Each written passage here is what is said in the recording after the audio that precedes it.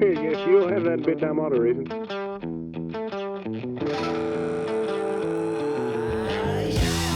All right, everybody, welcome back to, well, not welcome back, welcome. Just an initial welcome. Welcome to this new show, Big Time Auto Racing, with myself, Dylon Wilson, and Brandon Pierce here. We are not exclusively an audio podcast. We are going to upload our full-length videos and clips and all that good stuff to YouTube. So if you are more of a video podcast-style guy, which I personally am, go check that out on YouTube, because we're available there too. But if you are just looking for audio, you are in the right place. And we had a lot of stuff go on this past weekend. Me and you both raced at Southern National, car store opener. Yeah, it was really, I guess, especially for, I know what you're accustomed to, and myself as well, it was a busy week. Oh, yeah. I mean, we were basically doing stuff from, Yep. really prepping all week, but then really Thursday on. Thursday, we got to go do the media day, which was really cool. NASCAR Hall of Fame, first of all, that's neat. So all the Touring 12 guys and annual entries got to go up there, do interviews, do like video gifts and social media stuff, as well as did all professional, like really cool looking headshots and stuff with our helmet on and off. So they're going to have some really good content this year. I'm excited to hear the interviews. I'm sure they'll start doing that. Hopefully about every race they'll release a couple, because we did a lot of stuff. Like we talked about a lot. Like, yeah, they have a lot of content to work with. I know Keeley had said we'll have access to all that stuff. I think that's cool as well, because I mean, like you said, they got a lot of stuff. Yeah, man, it was really neat. So it was really well done and professional. But it was the start to a pretty long week. I mean, that was a long 3 days for myself, obviously, and you. But on Thursday, we went down there early because we knew the rain was coming on Friday. So maybe not to the degree it did, but we just noticed that the track was open that night. So we were like, I'm in. We'll go test and figure the track out. That way I can knock out the whole track acclimatization thing and not have to waste an actual, Hornet's Nest Cars Tour practice on, just learning what the track is. Right. So, yeah, we raced Southern National, obviously. And a new little thing that me and Brandon are going to do here is kind of rate the past weekend's track. And I thought that would be neat just because I had never been to Southern National. I had no idea the facility, like what condition everything was in. I mean, I knew the Diaz owned it, and I knew he does a lot of good stuff. So I figured it was in good shape. But, it was pretty legit, man. And even the town and stuff. So we have a new little segment, and it's called Rate the Track, like I just said. And we're basically just going to rate the track in 5 different categories. And at the end of the year, we're going to keep up with which track was our favorite and which track was the least favorite. Right. I'm sure all these tracks will be pretty good. If the car store's going there, chances are it's pretty good. So it'll be a tough race for last. Right. I'm going to probably feel bad whenever we pick which one it is, but there'll be a good reason for it, I'm sure. So anyway, getting started, we're going to rate them from 0 to 5. And the first one is configuration and condition. In your opinion, how do you like the configuration of Southern National and the banking and the whole track shape, as well as the surface of the racetrack? Yeah, so for me, I'd say probably a 4 on that category. And the only reason I say that, and it's nothing obviously that Diaz has done or anybody's done. Like I love the shape of the track. I love the way the track races. Yeah.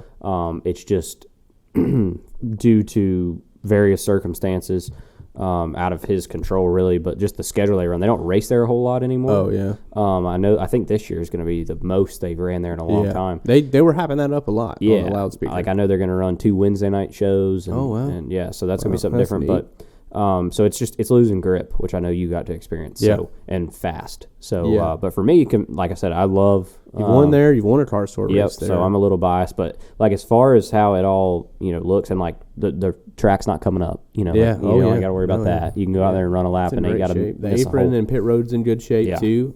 So for me, it's a 4. Yeah, it's a pretty high score. So I think I don't want to set my standards too high to start the year. So basically just off of my performance, I'm going to give it a 3, and that's not because I'm giving it a 3 because the high banking, like at Hickory, when someone chops you off for several laps, it's time to move them, right? I'm not an aggressive driver. I kind of spoke about that on the vlog. I'm pretty conservative. Sometimes it's good, sometimes it's bad. But if I get chopped a few times, like that's what my indication that all right, I'm not gonna wreck you, but that's it. Like I'm driving through you. Yeah. Or I'm gonna move you, probably getting in, which is about the only way you can do it there because hopefully they gather it up and wash up a lane. What I have figured out, and you didn't even see it on the broadcast when I was letting the leaders go, I hit the car ahead of me in the center of the corner because he kind of brake checked me. So honestly, I wasn't even really trying to hit him. I think he just like tried to give it some center turn or whatever, and I hit him and it jacked him up. But like as soon as they're sideways, you can't really do anything. Yeah. You just got to wait for them to catch it because what are you going to do, drive through their door or are you going to just try to go outside and lose 2 more spots?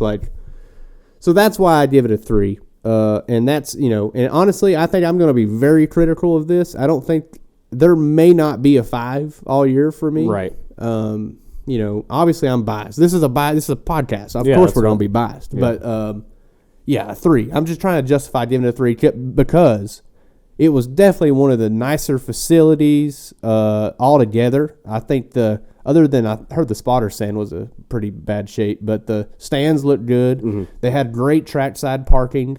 Like that was awesome. I love tracks with trackside parking. Like that's my favorite way to watch a race. Right. Mainly because I could get absolutely shit-housed. And I get a lot more confident when I'm pulling for everybody. But the reason, like obviously that's cool, but then they had a great pit road and just, you didn't have to worry about your stuff being too unlevel or getting too stuck on jack or, your jack getting stuck when you're trying to jack it up and losing a door. Shout out Donnie. Happened to him at Tri-County one time. But, so that stuff was great. So I hate it to give it a 3. I would give it a 4, but I'm just trying to give myself room for later in the year.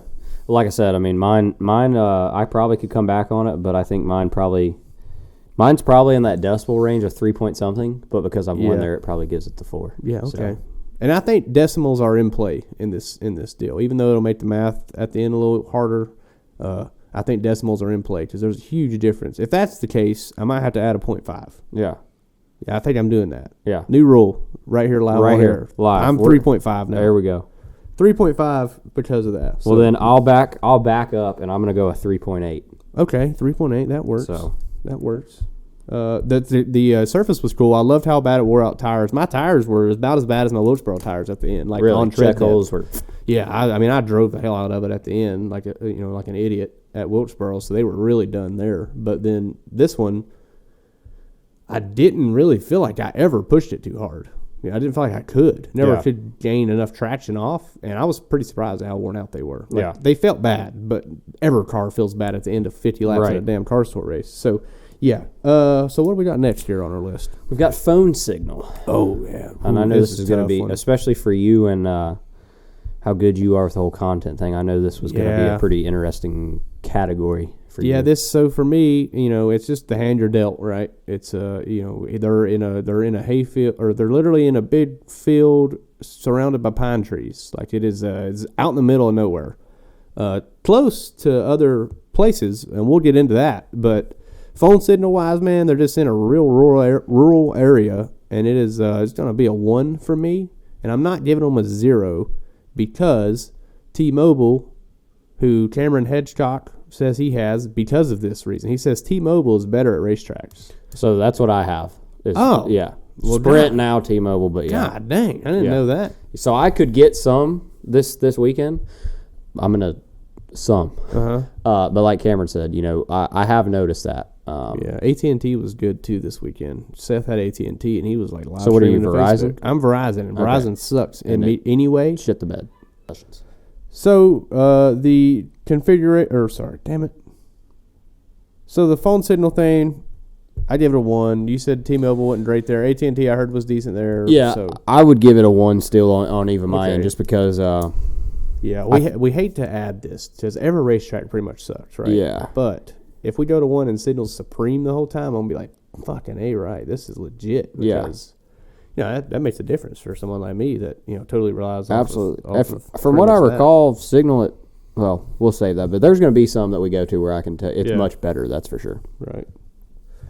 So up next we got concessions. Yeah. So did you eat anything? I did not, but my wife did, and she said it was good. So They had a cool little again, it wasn't really a food truck. It was a it's trailer. Yeah, I seen it. I just never went to it. Yeah, so I'm not a real appetite guy. I don't have a big appetite on race day. I'm pretty much the same way, unless there's like a big schedule gap, and obviously with this being a day race, that kind of added. I did eat more than I thought I would, and I was glad because I haven't had really good appetite since I've been sick. Right.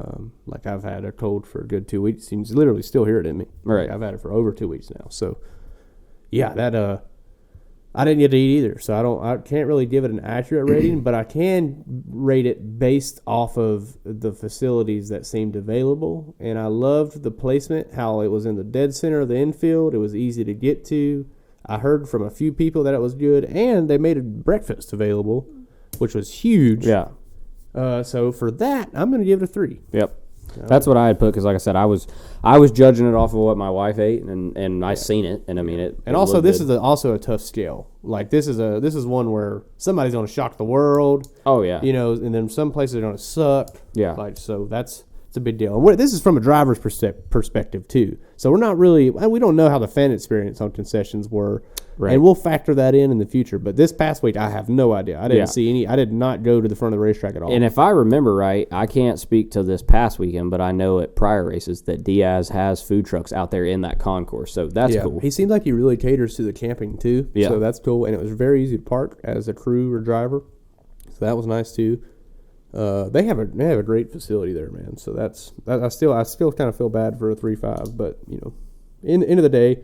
3.5 on the configuration, 1 for both of us on the phone signal and concessions. We both did 3.2. Yes. Yeah. Okay. So, that's a good score so far. Yeah, I mean, it seems like it's going pretty good for us. We need to remind everybody, we're not doing 0 to 10. Yeah. Going to 5 here. Yeah. Facilities and bathrooms. This is going to be a big one. This is a tough one here. Year. Okay. So. This is going to be probably the most important one throughout the season. This could make or break a race. I know there's going to be some 5s out there. You informed me that there is some 5s. There is. Potential 5s. There is. And I know for a fact there's some 0s out there. Okay? There's definitely some 0s. Hickory, I've got my scope on Hickory to shoot a 0 right at them. But that decimal might help. The other day, they announced that the money from the governor... We're not repaving this shit. We're paving the infield, and we're upgrading the shitters. Yep. He even went in the bathroom and took a picture with him. He did. It was awesome. I'll attach that picture on the screen right now. That was a pretty funny little article. But he's upgrading the bathroom, so that might improve the score for now. But as of now, it is a 0. But Southern National, man, it wasn't bad at all. I noticed they have a driver's lounge. I didn't go in there. Yeah, so I'm glad you brought that up because I was going to factor in. What do they do in there? Play poker and shit? So I have used it. Yeah. I didn't use it this past weekend, but I have used it at prior races. So it's like a locker room deal. Yeah, well, yeah. I mean, it's pretty much just like an open area. It's got some chairs in there and some things where you can hang your stuff. Just change if you need to. That's real nice. The bathroom wasn't bad. I mean, it wasn't overly nasty. It didn't seem like it had a great shitter option. So for me, a great shitter option is essentially an enclosed room. Right. Okay, that is a supreme shitter at a racetrack. Anywhere. Any restaurant you go to, if you have your own door, like a real door, to go into the shitter, that's a damn great place. There's one of those bootleggers that we go to. It has that. So that's a big deal for me. But at a racetrack, obviously, that's a 5 at a racetrack. But this racetrack did not have that, but it was by no means as bad as Hickory. So and this includes the other facilities too. So, we have to also think of just like the general structure of how it's all laid out and stuff too. Yeah. And the tech sheds, like how great are they? Like I thought it was all it needed to be. Yeah, I thought the tech shed's good. The way it flows is good. Yeah. Tire barn was encased like with big old cinder blocks essentially, so that was cool. Yeah. I mean, so I'm gonna give it a 3 again. Yeah. Just because. It's pretty good. I definitely can see it getting better, but it's not deteriorating by no means. So I'm gonna go 3.2. Yeah. And because I think too, what's big is I've been to racetracks where there isn't a bathroom. You're using the old porta pisser. I need to go 3.5. So 3.5's fair. They do have a pretty big concession stand down there. I didn't look Saturday to see if that was open or if it was just the food trailer. It looked like it was. So yeah, I mean they had multiple food options in the infield. Like you said, tech shed's good. Scoreboard works.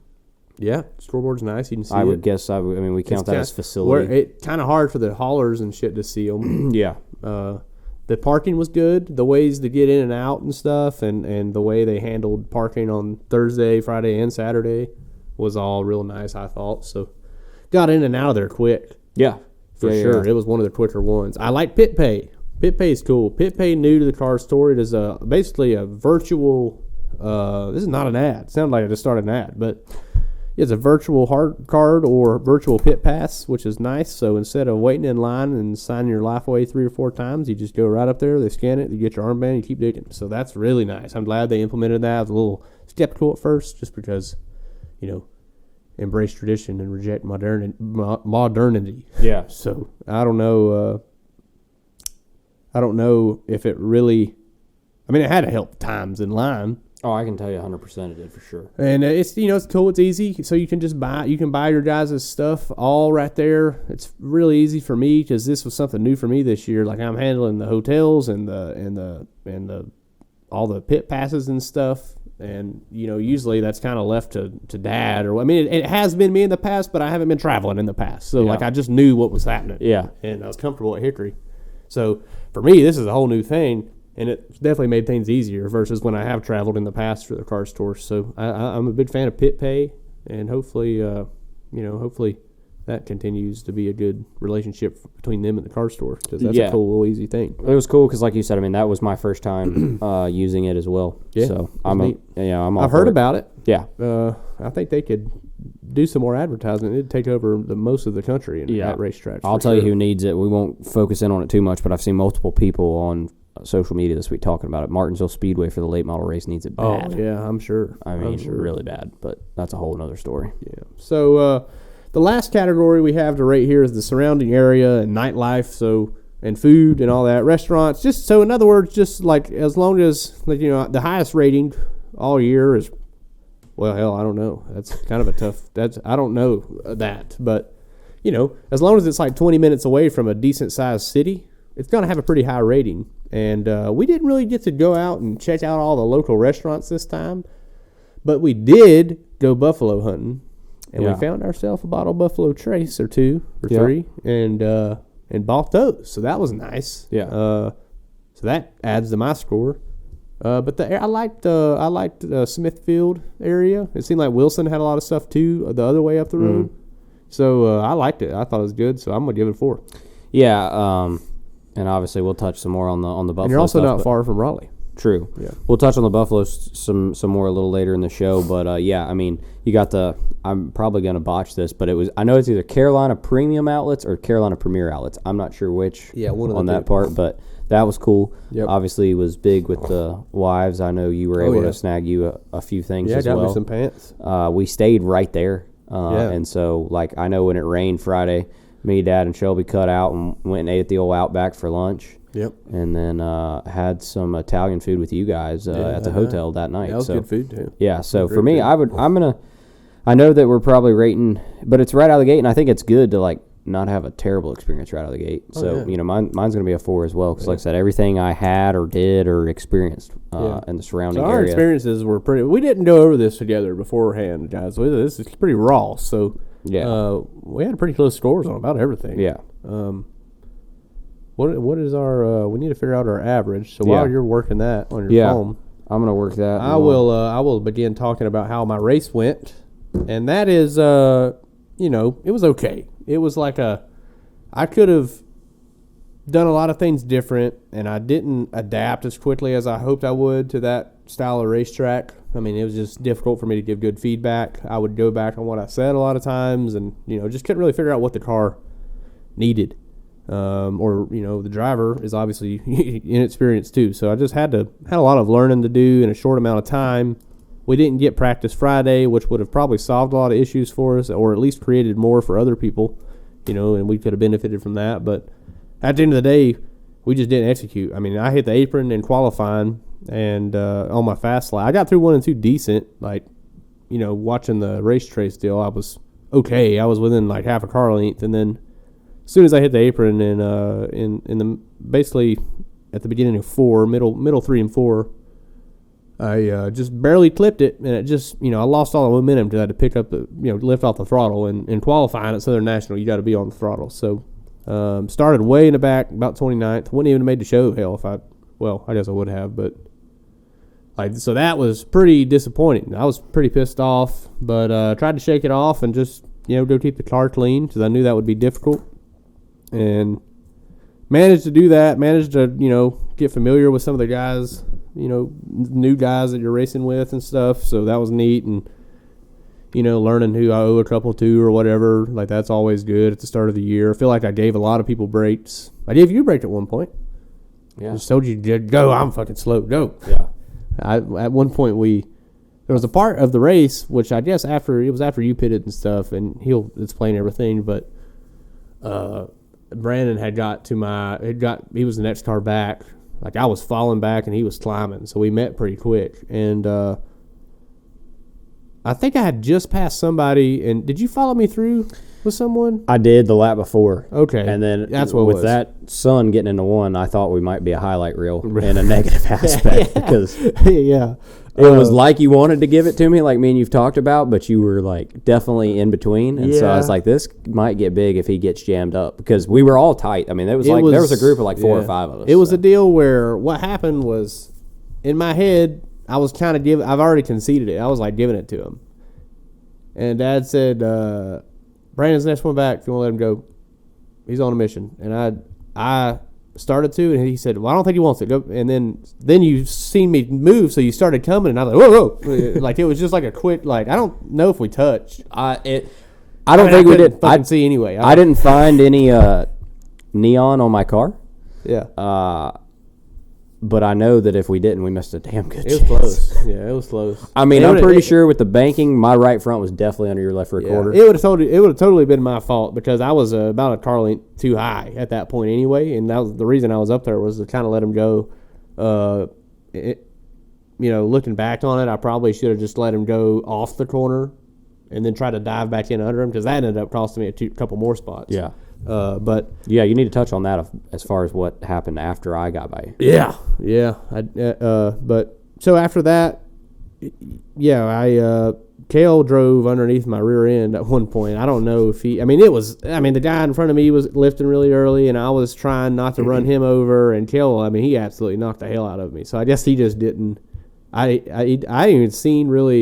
didn't even watch that part on GoPro yet, but he was damn. It was as nervous as I've been entering the corner at damn Southern National. I can promise you that. I didn't have time to get mad. Just holy shit! I was like, damn, who was that?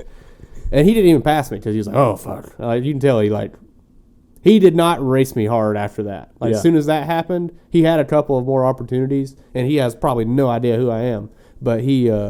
It was the first moment I've had with someone under my rear end. By rear end, I mean he was underneath me, pretty good. He was to the fuel cell. So. I was gonna say you just finally. Your exact words to me was he drove it to the fuel cell. Yeah, he did. He got away. He hit me really hard. I was kind of surprised I didn't buckle his hood. He hit me good, and I was trying not to wreck the guy ahead of me. So I guess he just I almost did it several times. The closing rate there is crazy. So, but yeah, that was kind of the first. That was the first time I had to actually save the car this so far this year. So that was an experience. So that set me back a few more spots. So I think when Brandon passed me, you probably passed me for 19th or 20th or something. Yeah, it was somewhere around there. A couple of cars wrecked, and then I got around a few cars, and then a few cars pitted. It's not like I passed them all. I did by no means drive up 10 spots, but passed a few of them anyway. And then by the time, then I fell back to 23rd again. And then I got back up past a couple of them for 20th, and that's when we started getting lapped. And I let the lap cars go because I'm not that guy, and I was racing pretty hard at the time. But when he got to me, and I think you probably seen the vlog where Deke was right on my ass, and Dad let me know. He's like, "Leader's right on your ass. Let him go." So I just let him. By that point, I was just surviving. I didn't really care to finish either 23rd or 22nd. I didn't want to. I was 21st, but when I lost 2 spots by conceding to the lap cars, at that point I was just surviving. So right. So I'd to a point where I'm like, oh God, I hope the caution don't come out. Dear God, I don't want to restart in 23rd at the end of this damn race because the whole field's about to wreck. But So yeah, it didn't go great, but I was glad to keep it in one piece, and I got to learn the car a little bit and try a new track and all that. And I did not. The sun was so bad in my eyes, I didn't use a damn tape or a dart visor, and then it was just dark, or I couldn't see anything. So it was a mental challenge for sure, like not being very good and knowing that, and then trying to work around some of the best out there, like some hot dogs pitted at one point, and I had to race with them for a while. So. Yeah. And I just should have saved more at the beginning. I should have just conceded my feelings and been like, whatever. I don't care to ride last I wanted to just move up, I wanted to be like, we're not a 29th place car. Yeah, like, absolutely. I wanted to go. And I tried, burnt my tires off, and so it was just poor execution on my part. So like I said, I explained some of it in the vlog, but y'all are always going to hear more here about exactly what all happened. So, I'm a pretty honest guy. I mean, that's just what happened. We're not, had there been a more experienced driver in the car, it probably would have finished better. Like, I'm not here to say that wouldn't have happened, but, learning as it goes. So maybe it also could have probably been torn the hell up. So I feel like I did a pretty good job. Yeah, I mean, tearing it up. From what you told me, your save was pretty big. Save was big, and, just getting chopped and, for whatever reason, people racing like that for 20th, 22nd. Like, I get racing hard and all that shit, like everybody likes to say, but, if I probably backed off a couple of times that I shouldn't have, and I did that in order to save the car. So right, wanted to go out there and finish on the lead lap. That was my goal. So I didn't accomplish my goal, but the penultimate or whatever, the last goal I'm going to have is always going to be keep the car in one piece. That way we can take it in next week. So, yeah, it's always easier to work on them than fix them. Yeah, so that's kind of how my race went. We ended up 23rd, started 29th, so +6 on positions gained, but it wasn't really from some superhero driving by me. It's just kind of we benefited from a few people's misfortunes. So yes, we did pass a couple. Auto racing. So I have some takeaways from it, but I'm really looking forward to Florence because that's a lot more about style. Flatter, worn out. You're able to pass people pretty routinely there. I mean, you got to work, but it's you can move around. Yeah, you can move a little bit, and so that you can last on the top for a lap or two. Unlike Southern National, it seemed like for me. So got a lot of good takeaways, but not the result I wanted. But you had a little bit better day, decent qualifying lap. I seen your lap. I'm like, that's not bad at all. Yeah. So I mean, ours about like yours definitely was a whirlwind of a day because I mean, as you just touched on it, practice that morning did not go anything like we thought it was going to. We kind of were scratching our heads, and we really kind of threw the sink at it of what we felt like we could go with that would give me the feel I wanted, and it picked up 3/10. So we definitely made the right decision there as far as qualifying. That's been a little bit of our struggle last year. So to start off the year this year and be inside the top 15 first race, 32 car field, I mean, we weren't satisfied. We were pleased with it for sure. Yeah. And that's where everything went south pretty fast. I had decided, kind of like your idea, I was going to try to climb early a little bit. I felt like, because I mean, there was a lot of good cars right there with me. Yeah. Guys that finished in the top 5, really. And I knew pretty quick we were in trouble because I was trying to go forward and we were going backwards. Yeah. We were just way too free on entry and free off. So I knew pretty quick. I fought for a little bit, and then we got around. It honestly was like a train, and you were part of that train. There was a band of about 8 cars that came. I got shuffled up to the top, and I was like, man, the best thing to do right here is going to be drop anchor and wait for a caution. So we pitted every opportunity we got and kept making the car better. At one point, we were literally 29th because they had that wreck like you were talking about. There was one car behind us. And then we fired back off, and we ran dead last. And then the leaders started coming, so I got around Hefner. Right. And had to use a little bit there because, I mean, we were having a run. I mean, they wanted to lap us. I mean, that's for sure. They picked the pace up quite a bit. Yeah. So, like you said, we finally made it better, and I made a charge there at the end. And then, like you, I had a moment, but mine was self-inflicted. Yeah. I decided to overdrive her probably 2 car lengths too deep into turn 3 and absolutely about It'll happen. It's an easy track to want to do that at for sure. I know Grady, he was joking with me after the race was over. I mean, it spooked him for sure. I mean, I looked out the window net because I got that sideways, and he was like squaring me up. I'm like, this going to hurt. Yeah. So definitely not the day we wanted. But like you said, we did get to load up in one piece, which is always a positive. And we got back to where we started. Yep. So didn't finish too bad at all. Yeah, 14th is plus 0 on the gain for me, but we did get a top 15. Yeah, and definitely, like you said, I'm disappointed because we've touched on a couple times. I mean, I've won at Southern National, but that place changes so much. So definitely looking forward to getting to Florence and happy that it's next up on which is one of your better tracks. Sure. Happy that it's next up on the schedule for sure. So. Laid a turd early in the race, but we persevered and came back and salvaged something decent. Came back, you might not have had anything on the gain, but you actually, passed as many cars as anybody. So, that's always good. And like you said, cars in one piece. So that's our goals these first few weeks. I think for both of us. So, for me for sure. It's just, kind of keeping all the fenders on it as good as I can. One other cool thing about Saturday was the drivers meeting. Jeff Burton came. So new ownership there in full force. He was very adamant. He was, yeah. The way he, I guess it wasn't really a speech, but his talk, I mean, I thought it was pretty cool. No, I did too. It seemed genuine. Yeah. And it's cool to see someone be excited about late model racing. Yeah. And you can tell he's a very, very excited individual about it. And not only the financial opportunity that this probably presents, right, because of the future of the car store, but the ability to be involved so closely like that.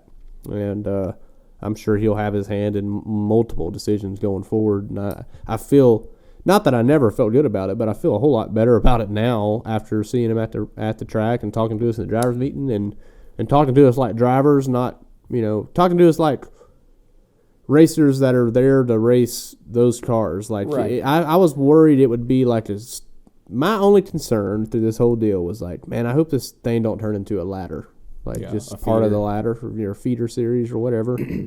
And I kind of addressed that a few times, like at the media day thing. I'm like, man, this is you and me both. I don't know how y'all like you just get I get to ask that question a lot by people that don't know a lot about the car store. Right. Like, man, when you gonna go to the truck series? Like when do you think you're gonna make they're acting as if it's always what's next. Yeah, they're acting as if I didn't make it to where I wanted to go. Yeah, like I know that's one thing that you and I share, and I mean, I feel like I can be confident saying that this is it for us. We have made it. Right. This is high as we want. And now, don't get me wrong. Obviously, growing up, my whole life was racing Cup Series. Absolutely. It has been all the way till I was probably 21. I was still thinking like there's probably a path there somewhere. Yeah.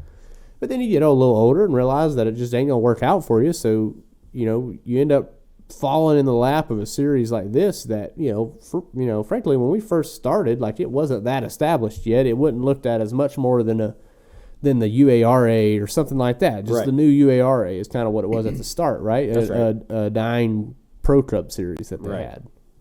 And all of a sudden now it's like, we're talking like, truck series, car store. Like it ain't like next best thing since sliced bread. I know. I mean, like, so it's just such a big deal, and just kind of going, circling back around, like that's, it's cool to see, people like Jeff Burton and stuff being at drivers meetings for us, and not treating us like we're a guy just trying to climb the ladder. Like, y'all come compete out here for us, and you'll make your way up. He never said that. He was like, man, you guys are some of the best race car drivers in the world. You put on the best show in the world, and we want to do that today. Yeah, well, and I can't speak for you, but like I know, and it's not like he came over and had a long, drawn-out conversation, but, like, I can't remember if it was Friday or Saturday, but whatever it was. I mean, I watched him go up and down pit road, and I know he came over and just, hey, guys, thanks for being here. Yeah, absolutely. How you doing, whatever, and on. Yeah. And like you said, I think what's cool, though, is it's cool to see them, obviously they've purchased it, but it's cool to see them have a presence. You can purchase something and sit back on the sidelines. For sure. And, but he was there, and not only was he there both days. And we all know it didn't do anything Friday except rain. So, thought that was really cool and cool to see him, and now obviously it rained in Poland. Yeah, everywhere. I tested on Tuesday, man, and my car looked like a pollen bomb. I mean, went you'd off. sit there and wipe it off on race day, and anything black on your car, any black decal, which this year I have a lot, would just have a haze of pollen over top of it. And my ass has been getting kicked for like 2 weeks on a cold / pollen / whatever, and golly, it didn't help me any when I got down there. I was like, holy cow! I mean, you told me, but I was like, this is pretty crazy. Yeah. Same thing with the bacon. You told me for weeks, like, man, the bacon's don't surprise you. First text from Dylon, man. God dang, bacon's crazy. Yeah. And, so it ended up being a pretty day on Saturday. And it was. I made it home by 10:30. You probably got there about 9, didn't you? Yeah, I think that's right. Give or take. You Got some barbecue having on the way a home. glass of bourbon? I did. Yeah, had me a glass of bourbon when I got home, too. So it was a good weekend. We didn't get and super intoxicated anywhere, so that was good. Yeah, I think, you hit on in your vlog. I thought we did a good job of what you talked about. There was a lot of air and opportunity. There was a lot of opportunity, but we saved tires pretty well. I'm pretty good the night before the race, 99% of the time. Anytime that I've known I've raced the next day, I did not get hammered the night before. Yeah. However, there has been times where I didn't know I was racing and ended up hammered. The only outlier is Wilkesboro. Yeah, that's fair. I'll probably do that again this year, allegedly. So other than that, that's pretty much how our weekends went. But there was a lot of interesting stuff in the late model, in the short track racing world. First of those, someone close to the show, Landon Huffman,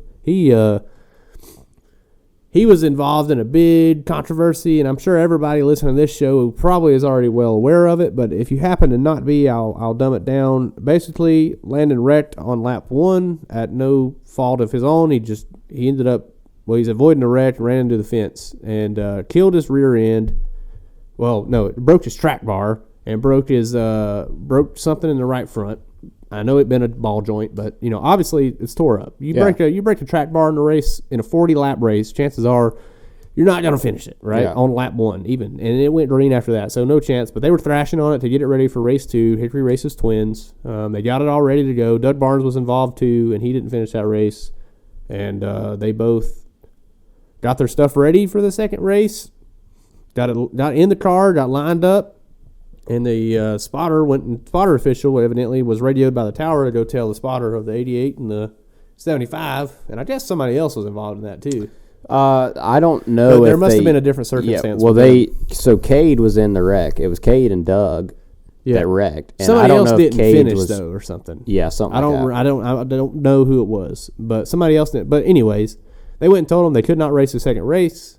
And Landon and Doug raised hell, and they've been raising hell over it for the last 3 or 4 days, or ever since the deal. And since then, Hickory made a public statement that they stand by their decision, and that is not their fault that they didn't complete the race, and that they would not be eligible to race in the future. The issue was it was not in the rule book. It was not spoken about in the drivers' meeting. So that's where the controversy came from, right? Like, obviously, I think it's sort of an unwritten rule. Like, I guess I would, if I was racing against them and I seen them wrecked and I knew, Doug Barnes is going to be fast the second race, even though, because he had spare parts, so he probably got dialed back in. And there's only 14, 15 cars. Good chance he's going to climb up through the field and probably win the damn second race with sticker tires. Yeah. Because he had one lap on him. Right. Landon's case was probably a little different because I think Landon got a little more damage, but nonetheless, it's not a written rule, which is what's crazy, right?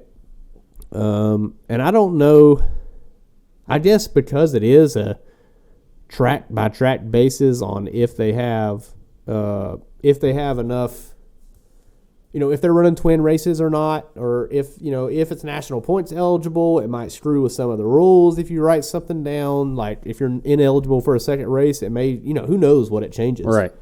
I'm just basically just laying a line out for the track because, obviously Hickory, I love the Speedway, and I've got along great with Kevin Pierce my whole life, and I think he makes a lot of great decisions. Yeah, I haven't had any this one, I don't, I understand, I don't know if I've ever heard it in a driver's meeting, but I've never been there on a night where they race twins. Okay? Right. I've never ran twin race. Well, I did way back then, and I may have heard it then, but I don't know. I ran a weekly show back during COVID because there wasn't many places to race, and so speaking of about great things he's done, Kevin Pierce gave everybody a place to race during then. Hickory was racing every week.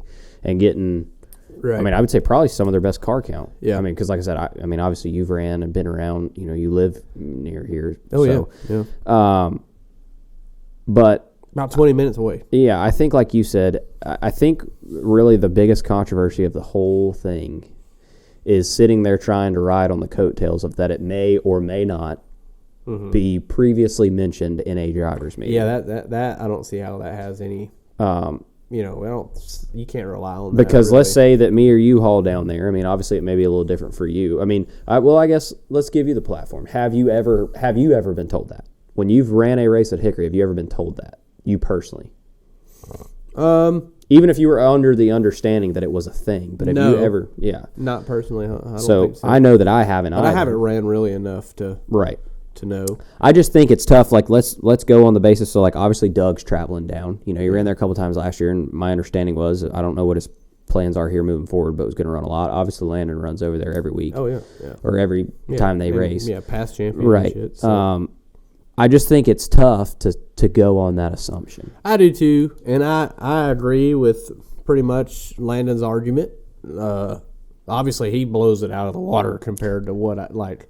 That's just who he is. Like he loves that kind of shit, and it's great for social media too. Like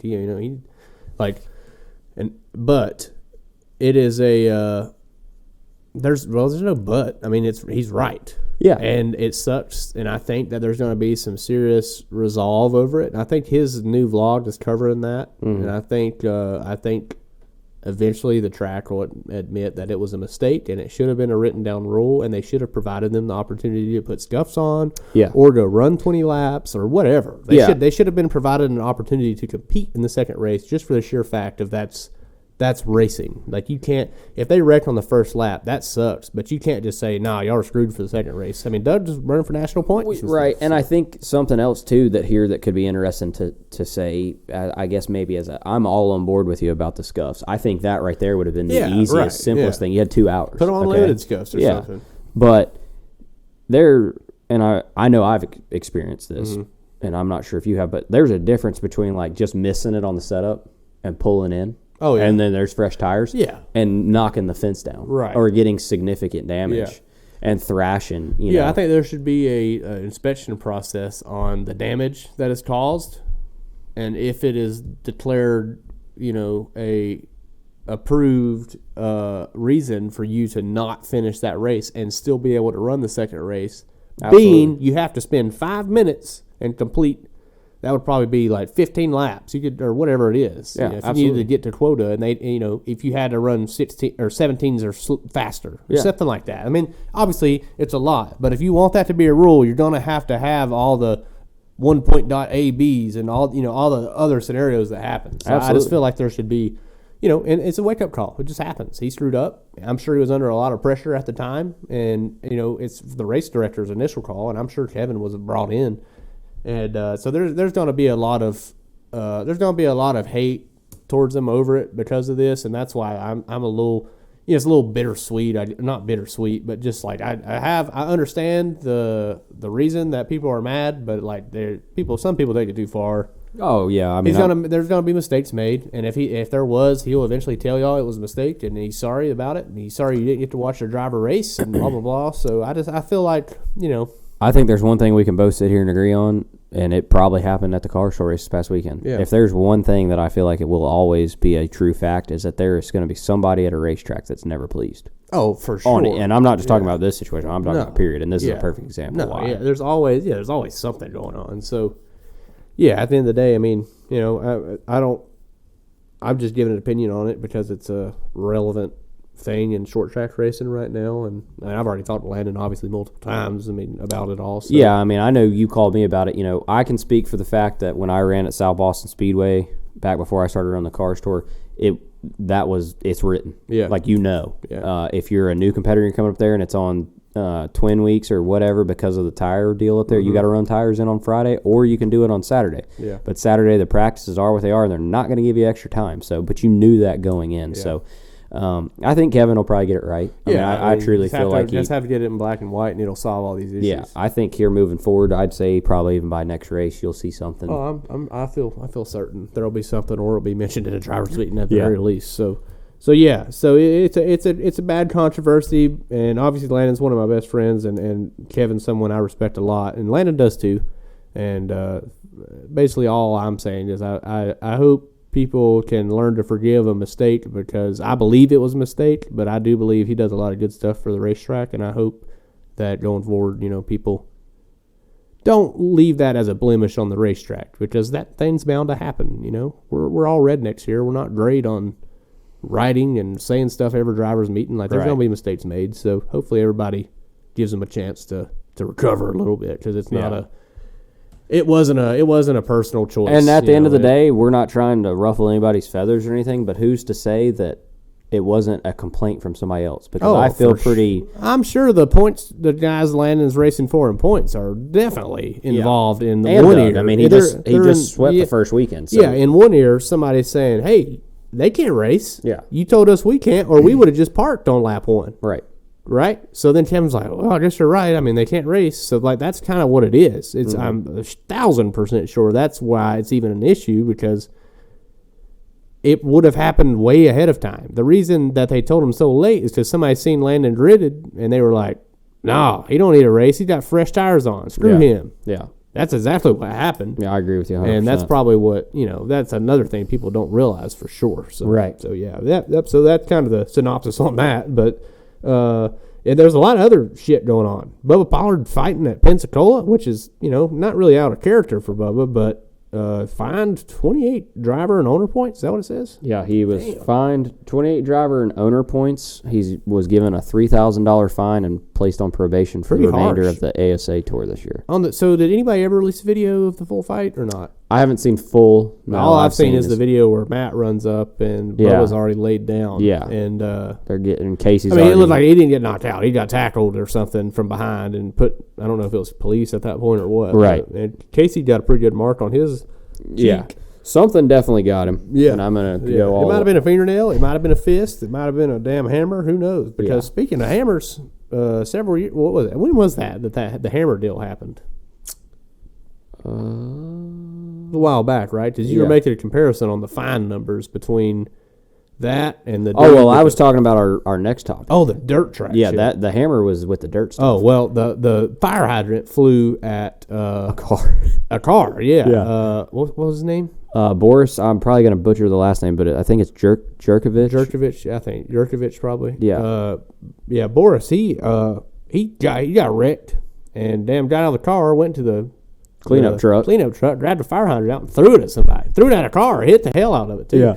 He got fined as well. I think it was, what was it, $750? And then he also had to replace the fire hydrant, which was $145. So if anybody doesn't know now, you can get a fire hydrant for $145 to save your house or something. Whatever. Yeah. So glad I know that price now. He didn't get fined owner points or anything like that. I don't believe so. Yeah, so that was pretty funny. Dirt late model scuffle was pretty wild. So this guy he threw a hard slider, but didn't make contact at the result of the other guy breaking for him. Right. That guy got mad, sent it in on him, and just lost it when they hit wheels. Yep. And then proceeded to go wreck, what's his name, Ashton Winger? Ashton Winger, yeah. Proceeded to go wreck him 3 times under caution. Yeah. And I guess, did that guy end up winning the race, or did he just end up the one that got wrecked under caution 3 times? No. He was running like second when they ended up winning. I think he ended up pulling it off or pulling in. Yeah, no. So, and then they proceeded to beating the hell out of each other, and a lot of hefty fines for this one. Yep. So, from my understanding, Winger has been suspended 60 days. I'm not sure if it was anything else beyond that, but I was told that. And then Smith, for that series, has been suspended indefinitely due to his on-track actions. which is fair, because that was some shit. 3 times is a little ridiculous. Yeah, I mean... He was knocking the hell out of him. I mean, I know he completely knocked the body off of his. Yeah. Trying to turn Winger around. Yeah, it was pretty bad. It's pretty bad. So, yeah, a lot of crazy shit happened this past weekend in short track racing. I'm sure it's not the end of it. The Cars Tour is not racing this weekend, but Hickory is not racing this weekend. South Boston's racing, and you said Lee's got a few cars he's got to go get going up there. We've got 2 limiteds running and a late model. So Yeah, we got a lot of 3 cars out of raced. South Boston's always usually a shit show at the start of the year too, so I'm sure it'll be fun to watch. You can probably watch that on Flow, right? I believe so. I haven't seen anything fully posted yet, but I would. Not sure on that yet, so cannot confirm, but probably can watch it on Flow. I think it was last year. It was. And so I will probably be doing that, but also we potentially have a little date at the cigar bar. Yep. You know, we might have some cigars late that night. If everything, and we might record an episode that evening if everything works out. So we're gonna crank these things out pretty good. We're gonna crank episodes out. It's fun to do. We're gonna have a mobile setup. We talked about doing a deal where we do a 20-minute segment or 30-minute or sometimes the whole episode segment at the start of the deal at recording at the hotel. Yep. Or a racetrack or local bar or whatever works out. That way we can have, you know, some raw content of us at the track and our expectations going into the race. And that would probably be like Friday night, right? And then Saturday, or the second half of the show would be us covering what happened during the race for us and what happened, you know, between then and now. Right. So that'll work out cool. Hopefully we can do that somewhere. We do have some cool ideas, but there's definitely some other stuff we have to talk about, and most importantly, well, we talked about we told them about getting buffalo tags. Yeah, but I don't know if we went, you know, super. Yeah, not real in depth. I believe you. I had. Well, first I stopped at a liquor store. Right, I stopped at the little shithole liquor store not far from the racetrack. If you've been there, you know what it is. It's a shitty liquor store, and I went there and they didn't have nothing. It worked out for me that you did that because I told you that there was one there, but I told you I hadn't been to it, and I had intentions of stopping there. Yeah. But like I said, rain Friday. Diaz told us all to go home, so me, Dad, and the wife went to go get some food. Yeah. And check into the hotel because you guys, we were all staying at the same hotel, but you guys had already checked in from testing the night before. Yep. And we found on the old maps one that was different. So we set out to old Smithfield, and you know, something gave me it was almost like a whistle. Yeah.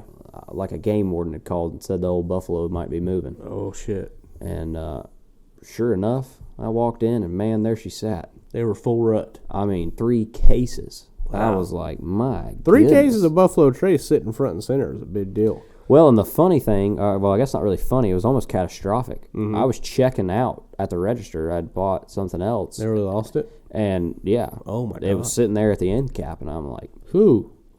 whoa. Damn. So then when you got back, you know, I knew you... We found you didn't really have a lot of wind in your sails, which, I mean, I understand why it was colder than... Yeah, I sat around all damn day. We took for like we were just lollygagging, basically. wasn't going very fast, and just got out of there kind of late. And about 2 hours later than I wanted to. As soon as I told you... Yeah, as soon as you told me I had Buffalo were moving and we needed to secure some tags, we dropped the wives off at the outlets and off we went. Yep, and then...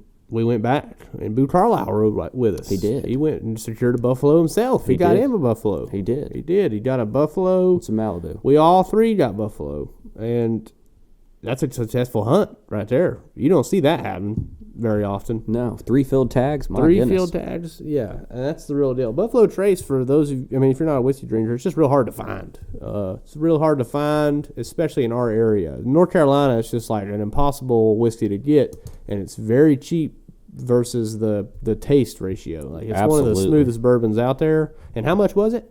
I think we paid $28-$30. Yeah, it was like $30. So yeah, that's pretty hard to beat. I mean, we're talking like it'll rival any top shelf bourbon for sure. I mean, like you can drink. No, that's the real deal. Absolutely.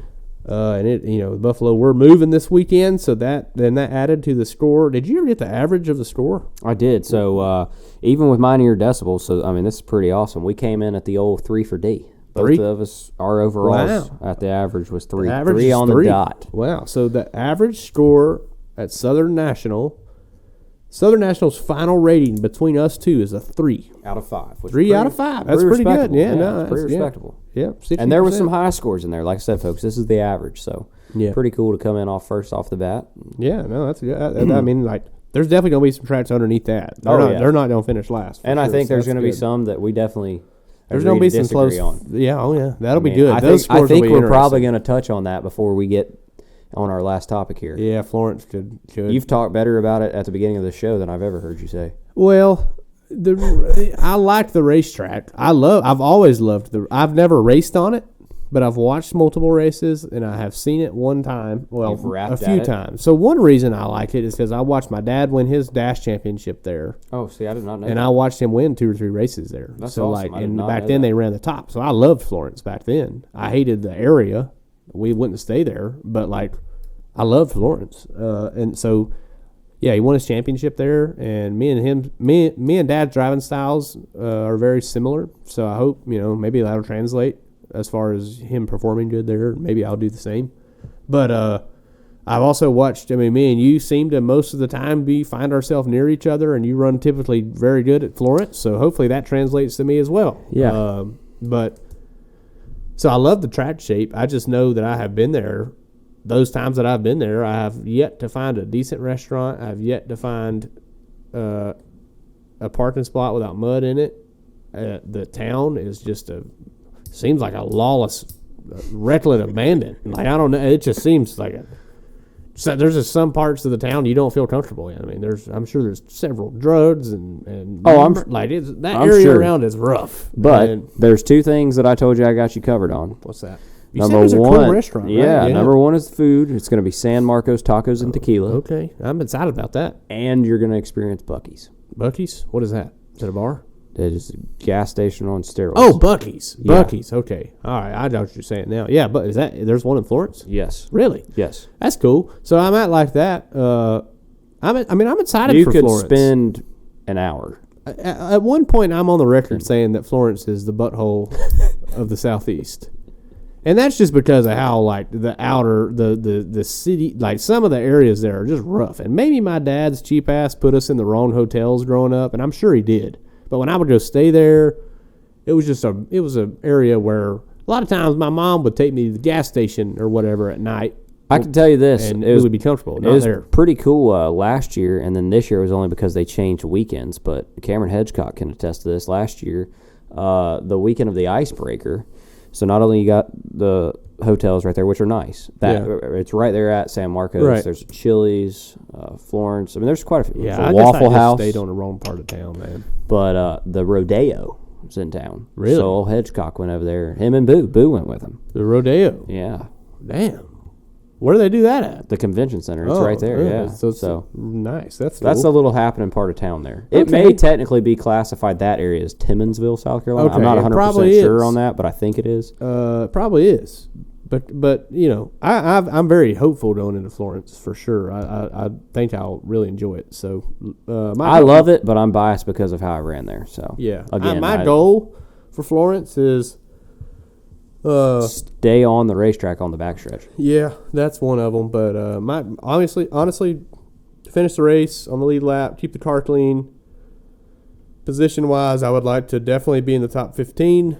I'll be pretty disappointed outside of that, but I don't want to just hold my expectations totally based on position. I want to base it on how we ran and the decisions that we made throughout the weekend to be better the next time we go there, in the future. So I don't have super high expectations, but I do want to go, keep the car clean, make some passes this time, be a little bit more competitive. I feel confident about that racetrack. So, well, see, I'm glad you've kind of let the cat out of the bag here, because now you may have to go in there with the expectation of a dark horse. I didn't know your dad won there. Yeah, so no, that's he pretty did. cool. He did. It's actually really cool. He won a few times there and won a championship. So I've watched racing there. I've watched my dad win there. But the only reason I don't call the racetrack the butthole of the Southeast. I call it the town. Yeah. So that's the only issue I have with it. So I just remember going from Myrtle Beach, for the 400, and then you go there for the 400. Like, what the hell happened? Yeah. It just seemed like not the racetrack. I mean, the facilities aren't great. Yeah. They don't look like, but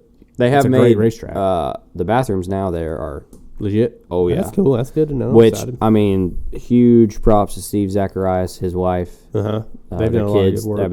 and their staff. Brian Valls is back over there now. They've done a fantastic job. Yeah. And one thing that I love is that, speaking back on Myrtle Beach, they definitely brought that vibe with them to Florence of just, they want you to be there. They make you feel that way. Yeah. They are always coming around asking if you need anything. And, I think